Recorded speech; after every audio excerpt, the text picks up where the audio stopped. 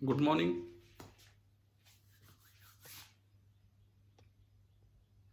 Good morning sir. आप लोगों ने जो पेपर दिया है, मैंने खैर चेक तो अभी नहीं किया है, एक बच्चे के देखे नहीं क्या रिप्लाई है आपका, लेकिन आज मैं करूंगा, आज शाम को।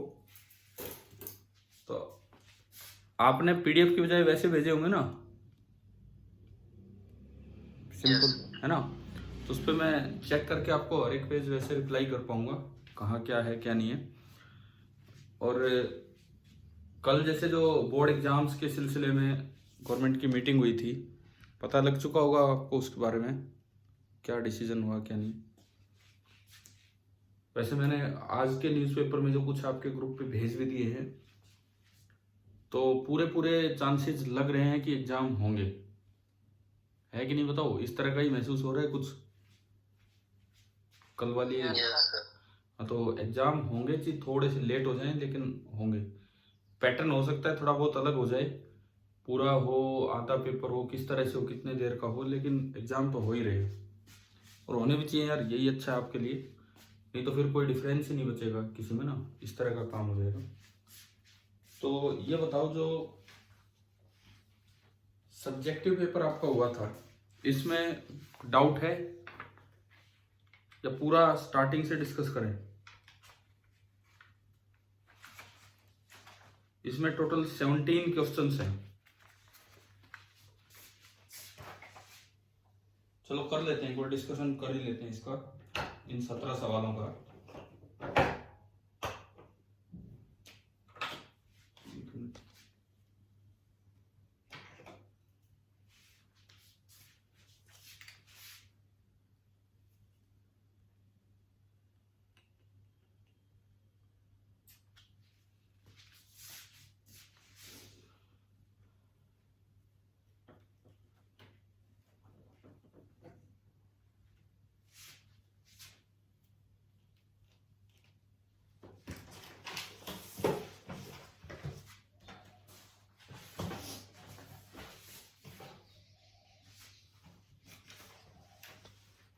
क्वेश्चन नंबर 1, यहां से हम अपने पेपर की शुरुआत करते हैं आज की। A difference of 2.3 electron volt. आपके पास वैसे अभी है क्या पेपर देखने के लिए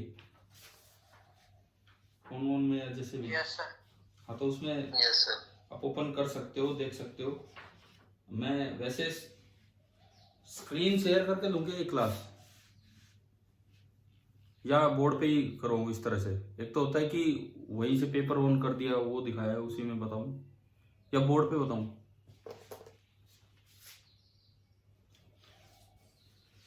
चलो बोर्ड पे ही कर लेते हैं, कोई बात नहीं। क्वेश्चन नंबर 1, पहला सवाल इसमें दिया है कि difference of 2.3 electron volt. 2.3 electron volt का डिफरेंस है, it separates two energy levels in an atom. ये दो लेवल हैं, इनके बीच का जो गैप है, दिस इज 2.3 इलेक्ट्रॉन वोल्ट, ये दिया गया है। ठीक है। What is the frequency of radiation emitted when the atom makes transition from the upper level to the lower level. यहां से यहां जब आएगा इलेक्ट्रॉन, तो जो वेव निकलेगी उसकी फ्रीक्वेंसी क्या होगी? तो मुझे लगता है एक बड़ा सीधा सा सवाल था भाई। E बराबर एच न्यू आपको लगाना था। एनर्जी 2.3 इलेक्ट्रॉन वोल्ट, मतलब 2.3 into 1.6 into 10 power minus 19 joule.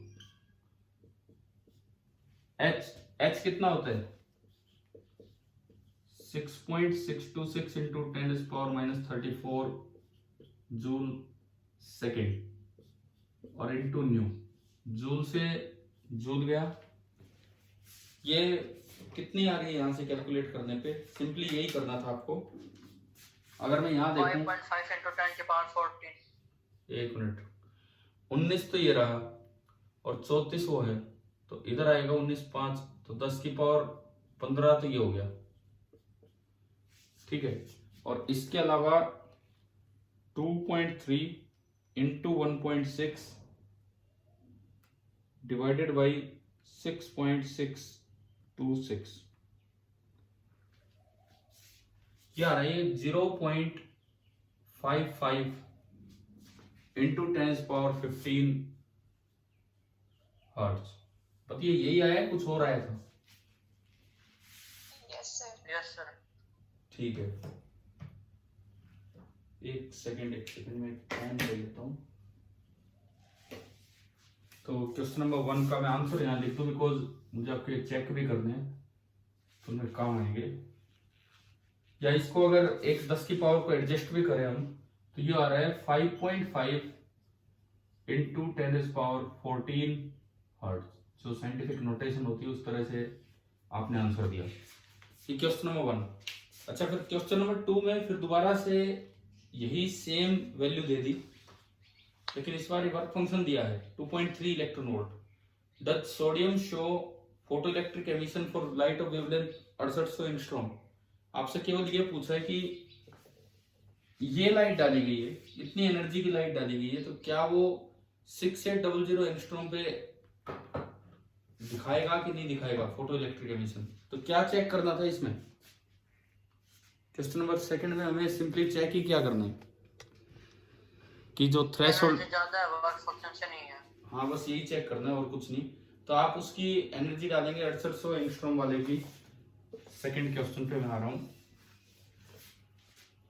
जो एनर्जी आपने डाली है दैट इज hc/λ, और हमने याद कर रखा है कि अगर एंगस्ट्रॉम में हो तो hc की वैल्यू कितनी होती है बताओ? 140। हाँ जी बताओ, कितनी होती है hc की वैल्यू अगर ये एंगस्ट्रॉम में हो तो? लैम्डा 12,400। 12,400 नियरली अप्रोक्सीमेटली ये वैल्यू होती है इलेक्ट्रॉन वोल्ट एंगस्ट्रॉम में। और लैम्डा आपको क्वेश्चन में दिया है 6800 एंगस्ट्रॉम। एंगस्ट्रॉम से एंगस्ट्रॉम गया, 00 से 00, और ये 4 पे काटा मैंने, 4 3 12 1 4 1 4 4 7 28 17 2 34। ये तो 1 से भी कम है ना, सॉरी 2 से कम है, लेस देन 2 इलेक्ट्रॉन वोल्ट। और उसका वर्क फंक्शन कितना है? 2.3। तो बताओ ये बाहर आएगा कि नहीं आएगा इलेक्ट्रॉन? नहीं आएगा। सेकंड का आंसर हमारा बना नो। ठीक है, क्वेश्चन नंबर 3, तीसरा सवाल। At what temperature would N intrinsic conductor behave like a perfect insulator? एक इंट्रिंसिक कंडक्टर बिल्कुल परफेक्ट इंसुलेटर की तरह कब काम करता है बताओ? 0 केल्विन। 0 केल्विन। ठीक है, ये आप पेज नंबर आपकी बुक में 474 है, आपकी बुक में पेज नंबर 474 है। ये डायग्राम दे रखा है कहीं, उसके नीचे लाइन लिखी है, वही पढ़ के देख लो। उसके नीचे लाइन लिखी है, वही पढ़ के देख लो क्या लिखा हुआ है। लिखता है intrinsic semiconductor at T = 0 kelvin behaves like insulator. तो थर्ड का, अच्छा इससे पहले एक और भी था, और में if the intensity of light, third का तो ठीक है आंसर 0 केल्विन आ गया। इससे पहले ये वाला सवाल है वो देखते हैं। The intensity of light falling on a metal plate is doubled. Intensity double की मतलब ये मान लो कि फ्रीक्वेंसी सेम रखी है और फिर आपने इंटेंसिटी डबल की, what will be the effect on photo current? Intensity double करने से और फ्रीक्वेंसी सेम रखने से क्या एक फोटोन की एनर्जी बढ़ती है? बताओ, क्या एक फोटोन, एक पैकेट की एनर्जी बढ़ती है क्या अगर इंटेंसिटी चेंज की है और फ्रीक्वेंसी सेम रखी है तो? नो सर, नहीं बढ़ेगी। तो जो इलेक्ट्रॉन निकलेंगे उनके मैक्सिमम काइनेटिक एनर्जी पे कोई फर्क नहीं पड़ेगा, लेकिन सैचुरेशन करंट इंक्रीज हो जाएगा। तो effect on photo current and maximum kinetic energy of emitted electrons. तो इसका आंसर आएगा जो करंट है वो तो इंक्रीज हो जाएगा और जो के मैक्स है वो सेम रहेगी। ठीक है ना, यहां तक ये आपका हो गया क्वेश्चन नंबर 2, 3 भी हो गया। उसके बाद 4th, State the reason why gallium arsenide is the most commonly used material in a solar cell. एक सोलर सेल में गैलियम आर्सेनाइड ही क्यों यूज करते हैं? क्या इसका रीजन लिख के आए हो आप?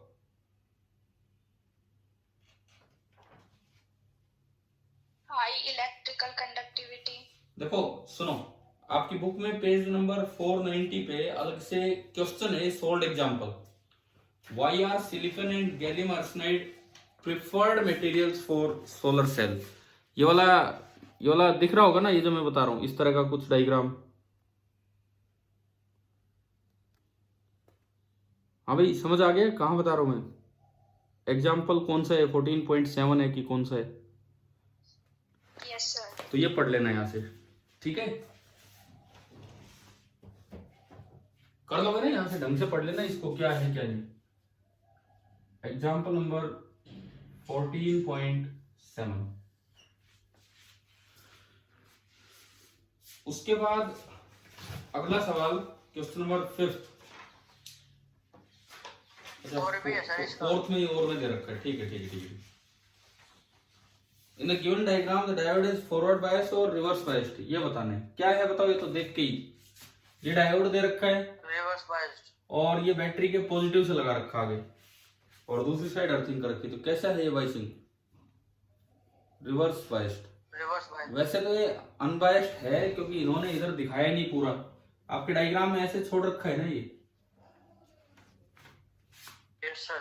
ऐसे नहीं होता ये या तो यहाँ भी अर्थिंग दिखाए या कहीं तो दिखाए ना, तो ये तो अनबायस्ड पड़ा है, अभी तो कोई बाइसिंग ही नहीं है इसकी। पर चलो ठीक है, हम तो अपनी तरफ से आंसर दें, क्योंकि खाली एक साइड देख के नहीं पता लगता, दोनों साइड देख के पता लगता है कि भाई कौन हाई है कौन लो है। तो उस डायग्राम को ऐसा मान लो, और अब P 0 पे है और ये पॉजिटिव पे है, N हाई पे हो गया, तो यानी कि ये जो बाइसिंग है दिस इज रिवर्स बायस्ड, ठीक है।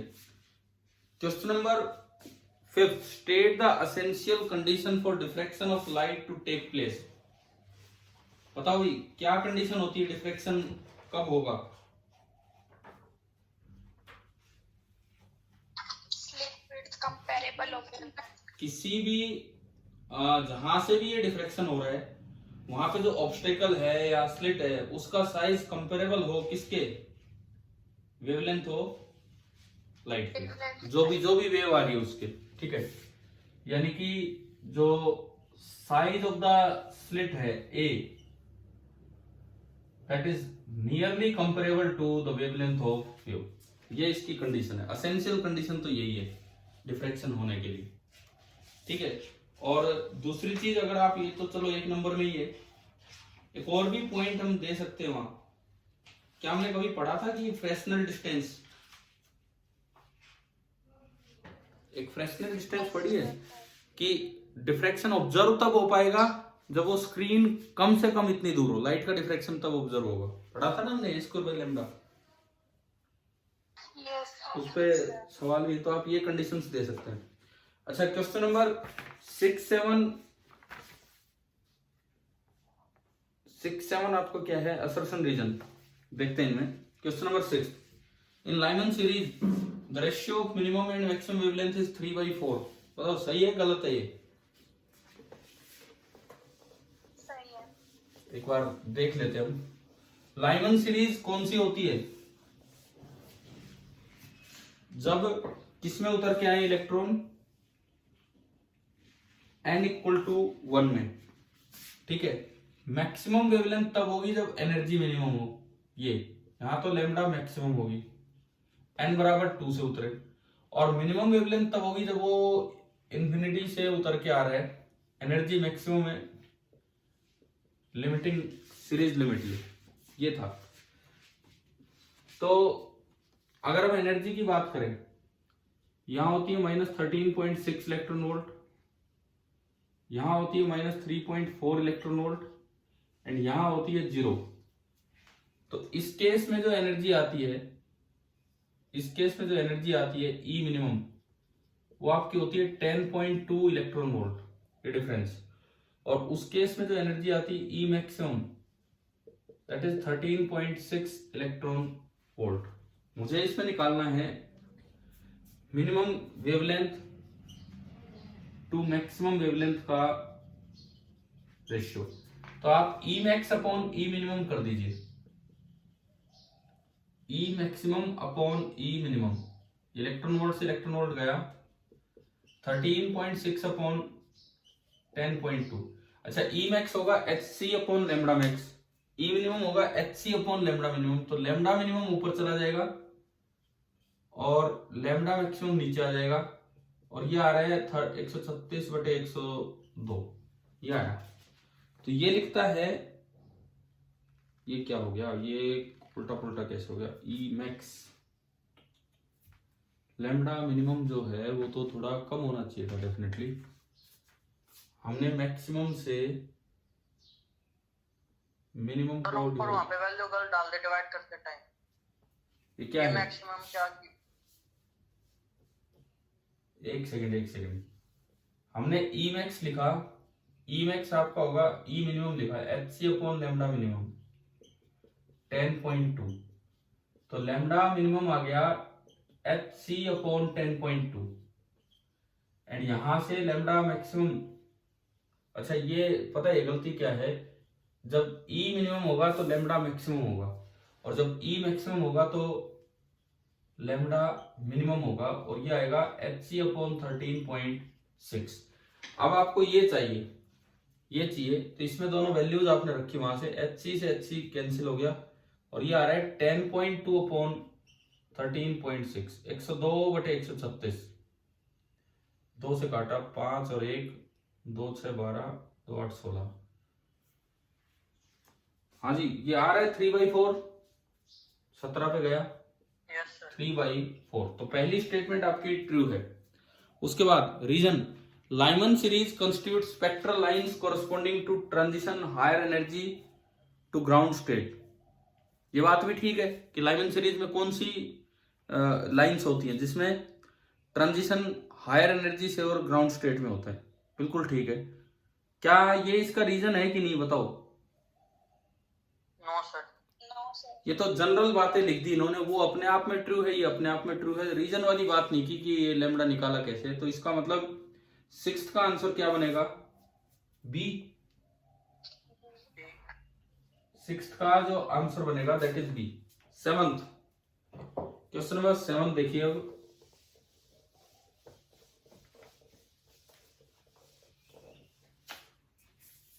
the focal length of an equiconvex lens of radius of curvature made of a material this is r. The focal length of an equiconvex lens of radius of curvature r, उसकी focal length भी r है। ये कह रहा है इक्विकॉन्वेक्स lens है, इसका radius of curvature r है, मतलब r1 r होगा और r2 माइनस r होगा, और इसका म्यू दैट इज 1.5। कहता है इसकी फोकल लेंथ भी r होगी। पहले चेक करें lens maker formula 1/f is equal to 1.5 minus 1 0.5 that is 1/2, 1/r1 minus 1/r2, तो ये जुड़ के 2/r हो गया, 2 से 2 गया तो f बराबर r आ गया। बताओ पहली स्टेटमेंट सही है कि गलत है? सही है सर। सही है। दूसरा, the focal length of the lens will be r/2, ये तो गलत है क्योंकि फोकल लेंथ तो कितनी निकल के आ गई r। तो असर्शन ट्रू है, रीजन फॉल्स है। तो इसका आंसर क्या बना 7th का सी। समझ आया ना? ठीक है। Yes sir. अब 8th में डिस्कस नहीं कर रहा हूं, आप लोगों ने पहले कई बार कर रखा है, ये सैंपल पेपर का था कि नहीं है? Yes sir. और उस दिन भी मैंने कहा था एक बार वो वैल्यूज देख लेना, वो एनसीईआरटी की टेबल देखी थी ना हमने शायद, time and share relate Yes, करके, sir. है ना? टीआईआर पढ़ा था। ये तो चलो बाई चांस हमारी किस्मत है कि उस दिन हम टीआईआर पढ़ रहे थे और जो इसमें ये केस स्टडी टाइप क्वेश्चन है टीआईआर पे आ गए, लेकिन नया सवाल नहीं है। क्या आप लोगों को ध्यान था? और मैंने उस दिन भी शायद आपके लिए सैंपल पेपर और उसका सोल्यूशन भेजा था जो फिजिक्स के लिए डाला गया है सीबीएसई साइट पे, पहले भी दिए हुए थे वो, यानी कि वहां से आप ये पूरा क्वेश्चन देख सकते हैं। इसमें किसी को कोई डाउट है कि मैं बढ़ूं आगे? चलिए आगे बढ़ते हैं। 9th क्वेश्चन नंबर 9 देखो, A fish under water is swimming obliquely at a fisherman standing on the bank of a lake. Does the man look taller or shorter? बताओ, मछली देख रही है अंदर से, Taller. हम अगर बाहर से मछली को देखेंगे तो हमें मछली थोड़ी ऊपर मतलब कम डेप्थ पे दिखेगी, और मछली अगर बाहर से देखेगी तो उसे बाहर की चीज और भी दूर दिखेंगी। तो आदमी टॉलर दिखेगा या शॉर्टर दिखेगा? Taller. टॉलर। शायद क्लियर है ना ये कॉन्सेप्ट तो, कि क्यों टॉलर आया है।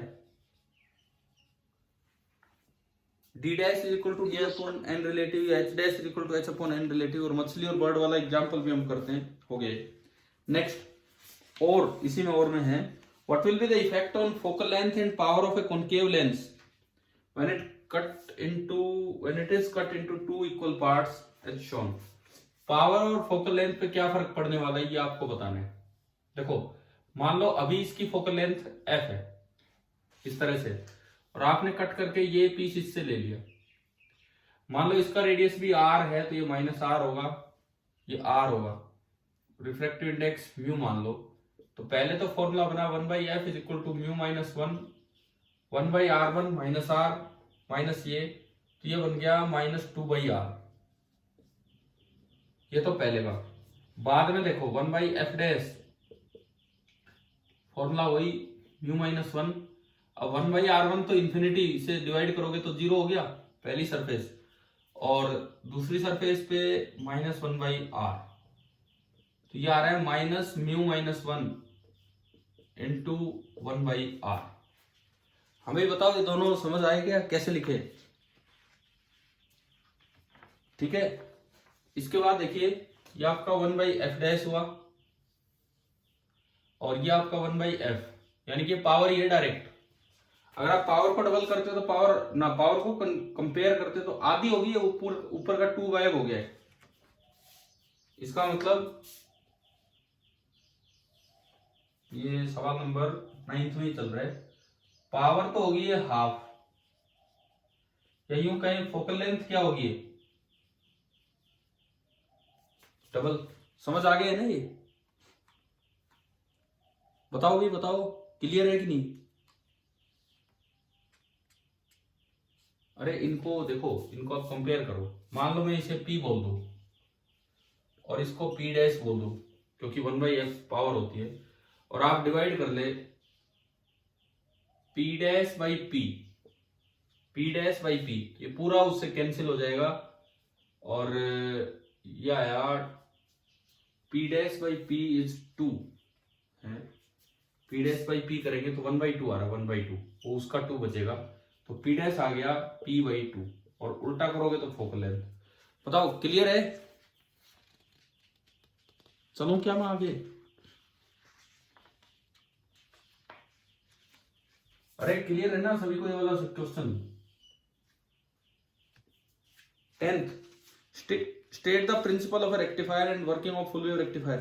देखो, ये आपकी और हमारी थोड़ी सी इस मामले में किस्मत मुझे लगता है ठीक है। आपने TIR डिस्कस किया उस दिन, उस पे केस स्टडी वाला क्वेश्चन आ गया। आपने रेक्टिफायर किया था कि नहीं डिस्कस सेमीकंडक्टर में? Yes sir. है ना? तो रेक्टिफायर तो आप लोगों ने कर ही दिया होगा पूरा। चलिए 11th, क्वेश्चन नंबर 11 पे हम चलते हैं। क्या ये लेंस वाला हुआ नहीं क्या आपका सही एग्जाम में? ऊपर वाला किया था सर। अच्छा ठीक है। 11 देखो, the circuit shown in the figure has two oppositely. अब ये एक बार डिस्कस हो गया तो मैं चेक भी कर दूंगा, अभी तक मैंने बस देखा ही नहीं था पेपर क्या है क्या नहीं। मैं इसीलिए बोर्ड पे लिख रहा हूं ताकि मैं नोट कर दूं और चेक हो जाए फिर। लेकिन आज शाम को या दिन में जब भी टाइम मिलेगा तब। आज किस चीज का पेपर है आपका? केमिस्ट्री। अच्छा, कब? शाम को दे पेपर? Yes sir.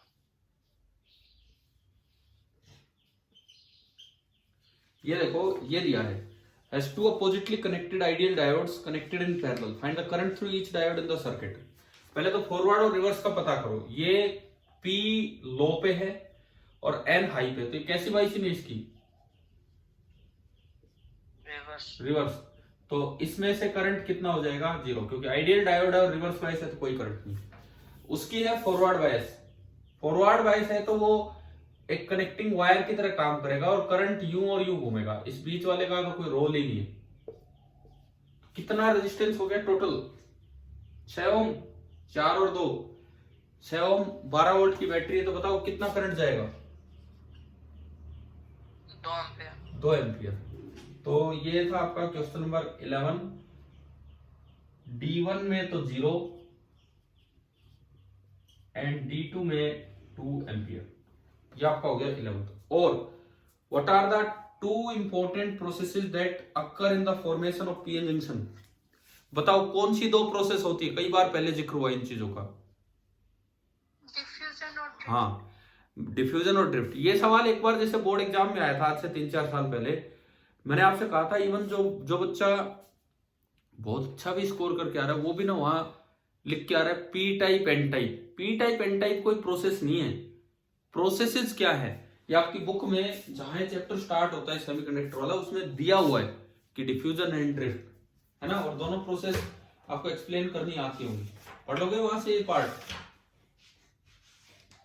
देखो इस बार सेमीकंडक्टर से लिमिटेड सिलेबस आ रहा है बोर्ड एग्जाम में, चांसेस है इनमें से ही कोई सवाल उठ के आ जाए। PN junction formation page number 478 पे है हमारी बुक में, और वहां दोनों प्रोसेस एक्सप्लेन कर रखी है इन्होंने। विजय आपने नाम सही लिखे हैं डिफ्यूजन और ड्रिफ्ट? ऊपर वाला किया था सर। अच्छा ठीक है। 12th, what are coherent sources of light? क्या होते हैं भाई कोहेरेंट सोर्सेज ऑफ लाइट? पहले तो बताओ इसका मतलब क्या है कोहेरेंट सोर्स ऑफ लाइट का? बताओ। इसका ये मतलब होता है कि इन 2 सोर्सेज से जो लाइट चल के गई है स्क्रीन पे कहीं भी, इन 2 सोर्सेज से जो लाइट स्क्रीन पे गई है उनके बीच का जो फेज डिफरेंस है केवल और केवल किस पे डिपेंड करे? पाथ पे डिपेंड करे, टाइम पे डिपेंड ना करे। उसमें स्पेशल वेरिएशन हो, टेम्पोरल वेरिएशन ना हो। पहले भी डिस्कस हुई होंगी ये चीजें वेव ऑप्टिक्स के समय। कोहेरेंट सोर्स का मतलब आ गया है क्या समझ? एक स्क्रीन पे 2 वेव आई है कहीं से चल के, वहां जब दोनों वेव मिले तो उन दोनों वेव्स के बीच का जो पाथ डिफरेंस है वो समय के साथ चेंज ना हो, चाहे जगह के साथ चेंज हो जाए, एक जगह पे वो कांस्टेंट रहे। समझ आ गया? Coherent source. State yes sir. 2 conditions for 2 light sources to be coherent। अब इसमें कंडीशन क्या दें हम? सबसे पहली बात, फ्रीक्वेंसी क्या होनी चाहिए सोर्स की? सेम। और दूसरी बात, both the sources should be derived from A same common source by using the process of phase locking. Phase locking पढ़ा था हमने अभी, नहीं तो जब स्कूल टाइम में हम पढ़ा करते थे, रिवीजन कर रहे थे वेव ऑप्टिक्स का, उसमें अच्छे से किया होगा ये पार्ट, है ना। तो वही लिखने थे दोनों कंडीशन। समझ गए ना? 2 कंडीशन एसेंशियल, एक तो दोनों सोर्स की फ्रीक्वेंसी सेम हो और एक उनमें फेज लॉकिंग कर रखी हो, यानी कि एक ही सोर्स से दोनों सोर्स डिराइव किए गए। हाँ जी विजय, फेज लॉकिंग का आइडिया है कि नहीं? बताओ फेज लॉकिंग क्या होती है?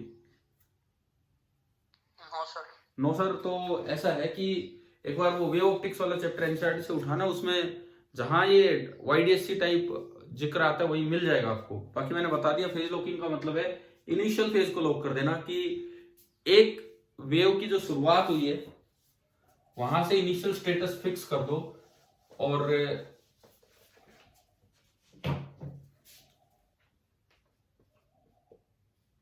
आप वहां से देख लेना। मैं आगे बढ़ता हूं क्योंकि समय कम है। फेज लॉकिंग का मतलब इतना सा होता है कि ये एक सिंगल सोर्स है, तो इनिशियल स्टेटस दोनों वेव का सेम कर दो, मतलब एक ही सोर्स से 2 वेव डिराइव कीजिए। अगर आपने 2 डिफरेंट सोर्स से 2 वेव डिराइव की हैं तो वो कभी भी कोहेरेंट नहीं हो सकती, ये मतलब था। ठीक है, चलो आगे बढ़ते हैं। और in a 2 slit experiment the slits are separated by 0.03, यानी कि ये डी आपको दिया 0.03 centimetre. Screen is placed capital D 1.5 metre.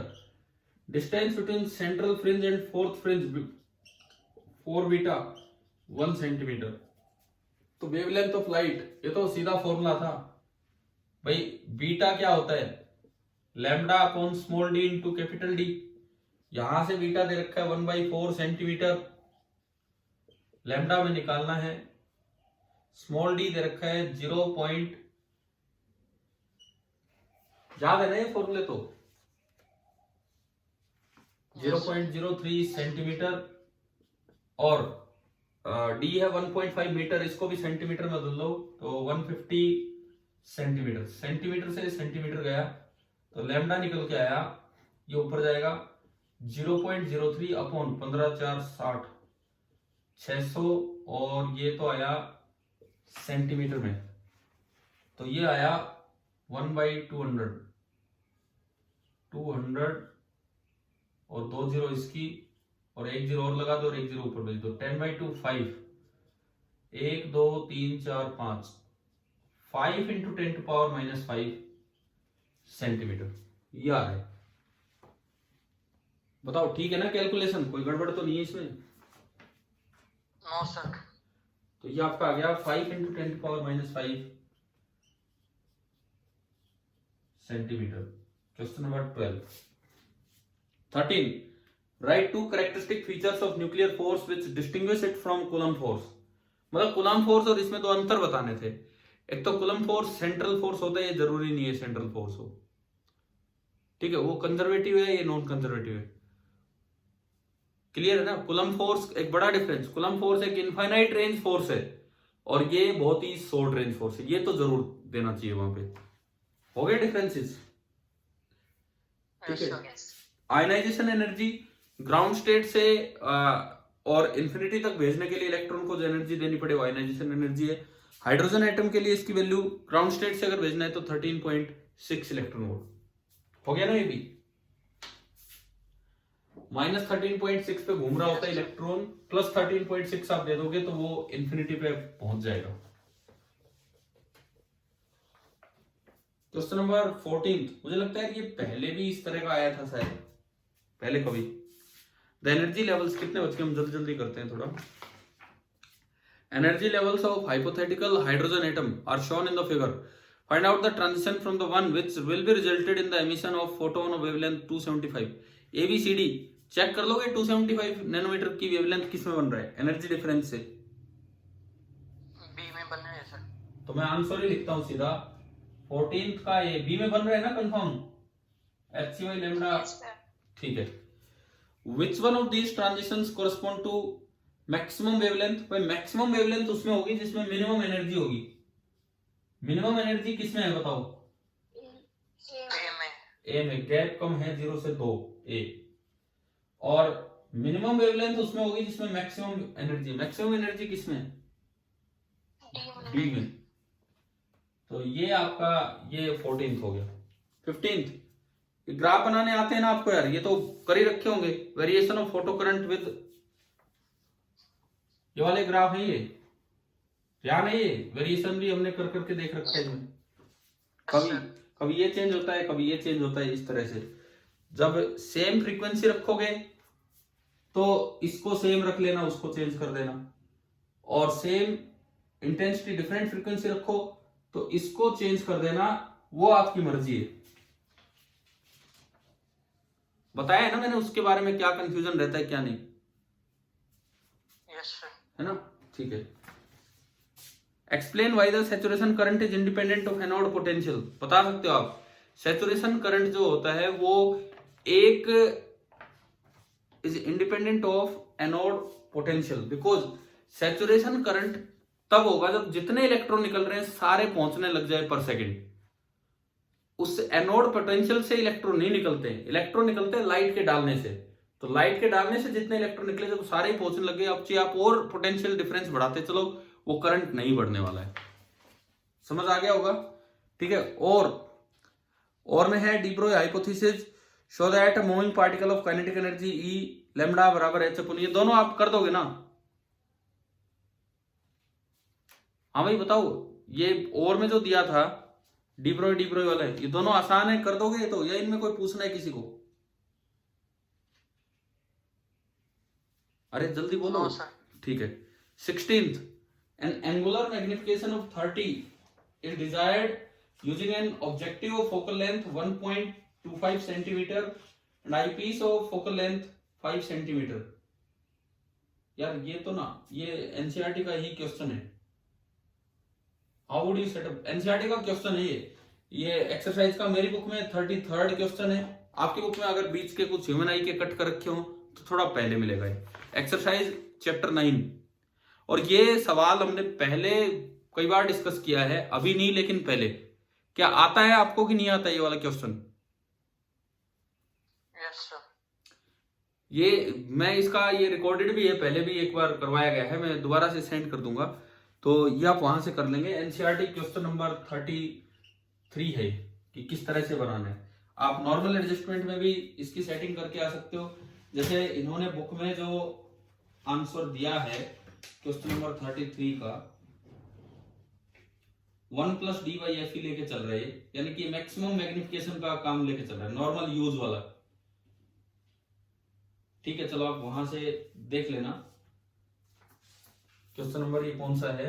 16 9.33 ये है. आता है आखिरी सवाल 17. Draw and explain current versus voltage characteristic of PN junction diode forward और रिवर्स सूटेबल सर्किट के साथ. पर डायग्राम तो ये बनेंगे, याद है, इसमें तो कोई कंफ्यूजन नहीं होगा. इसके साथ फॉरवर्ड वाइसिंग का वो सर्किट डायग्राम दे दो, इसके साथ रिवर्स का. B part, germanium PN junction is connected to a battery with milliammeter in series. What should be the minimum voltage of battery so that the current may flow in the circuit. Germanium भाई current कब flow करेगा? Forward biasing में भी. Forward biasing में भी current कब flow करता है बताओ?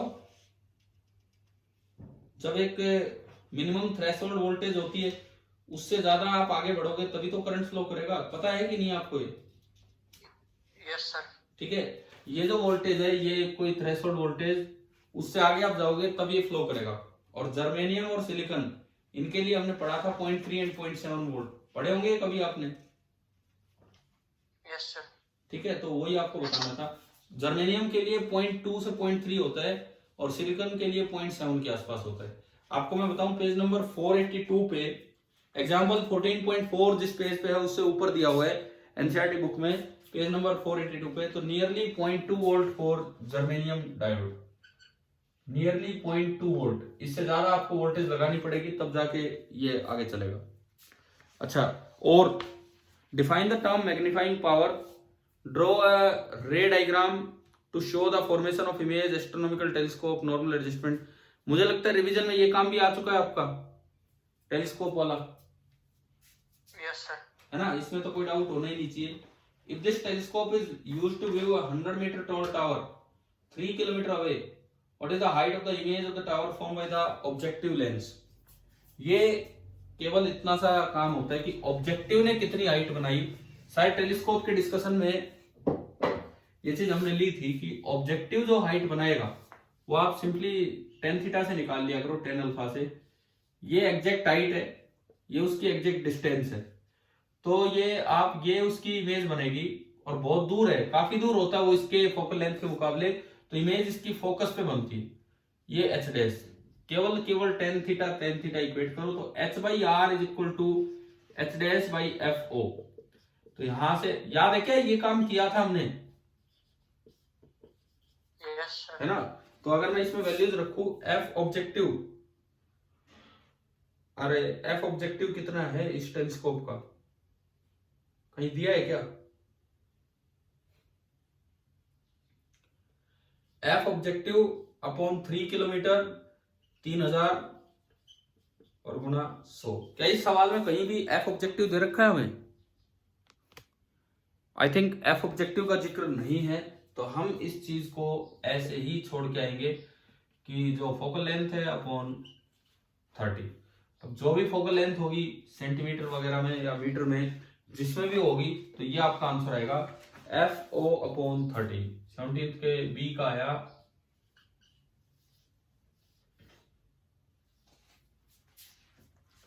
तो चलो ठीक है, ये हमारा पेपर डिस्कस हुआ. आगे हम बात कल करेंगे इस बारे में.